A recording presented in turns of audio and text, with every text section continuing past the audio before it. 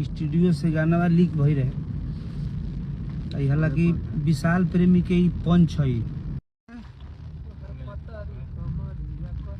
हाँ ये तो हमारे गाना। नमस्कार प्रणाम। और कल हमारे को बहुत बढ़िया होली गीत आ रहा बा आप सबके बीच में।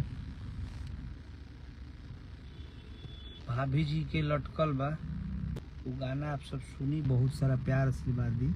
और बहुत एगो बढ़िया गाना साथ छूटल है होली के, जो गाना रुद्रा से ही रिलीज रहे विशाल प्रेमी के चेला के। हमार गाना नया साल धूम काट के हमने के एगो होली बनौले बनी जा, जो आज वो गाना हमारा आइल बा बिना पोस्टर के।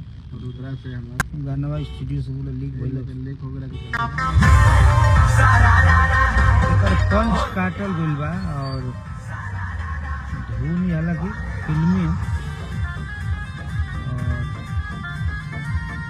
फिल्मी धुन है, एकरा के काट के सब लोग गौले बा, हमहू गौले बा। गाना के देखिए धुन ही हमारा ये विशाल प्रेमी के गाना है। पंच गावत एकर पंच काट के होली गौले बनी। गाना है विशाल के काटल दुनाल के फिल्मी धुन है, वो होली हम गौले बनी जा। और ये गाना कल आवत बड़ी बढ़िया गाना। ये रुद्रा से अचानक स्टूडियो से गाना लीक भई रहे। हालांकि विशाल प्रेमी के ही पंच है। नया साल में ये माल हमसे पट जाना हो, चेला के गाना हमारा है। कब हालांकि फिल्म में ढेर सारा कटिंग कैल गई बा।